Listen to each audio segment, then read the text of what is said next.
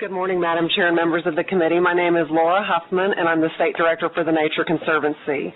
The Nature Conservancy is a nonprofit conservation organization that uses a science-based approach to protect Texas's vast array of natural resources.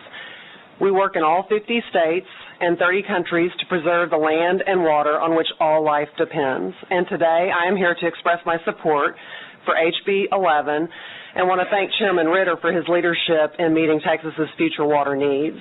And you've heard a lot of testimony already about how this funding mechanism works. I want to talk about a particular aspect of the policy that this supports and lay out just a few basic facts that you've heard already. The drought that we've experienced in the last few years has put a really sharp focus on what will happen if we do not address our water needs in Texas. The economic losses that this state experienced were over $10 billion, and it showed us both in all aspects of our water use, and I think of that as agricultural, municipal, and energy, and our corporations, what will happen if we don't have adequate supplies of water.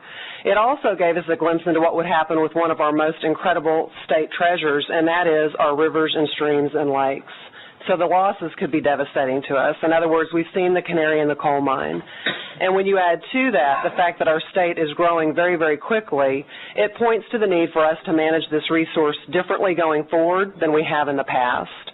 The reason that we feel so confident about this funding mechanism is because it meets up with House Bill 4 that provides some very important policy direction from you as a legislature on how this money is to be spent.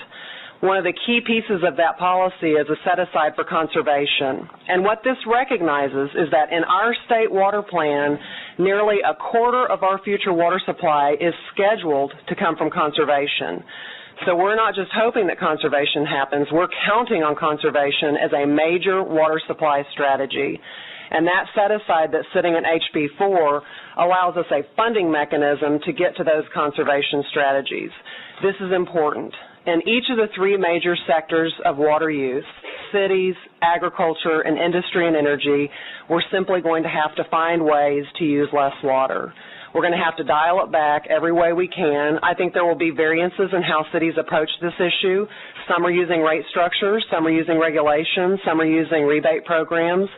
But pulling those numbers down on per capita water use is going to be critical to making sure that we can stretch this very fixed asset as far as possible.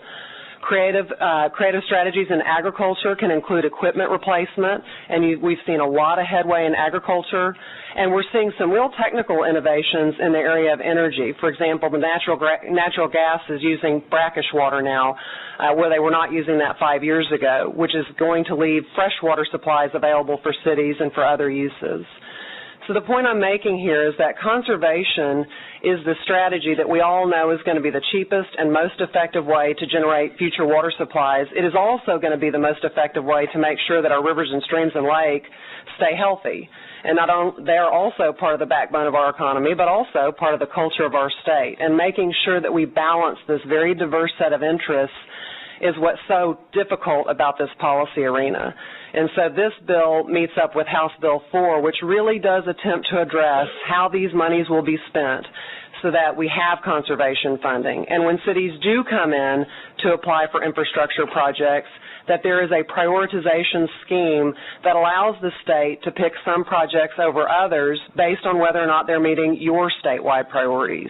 And we think it's this combination of prioritization and a conservation set-aside that will help make sure that as we move forward 10, 20, 30 years from now, we've stretched this resource as far as possible. You've made smart decisions on the policy side about how infrastructure projects will get built, and we've set this state up to stay on the positive path that it's been on for so many years.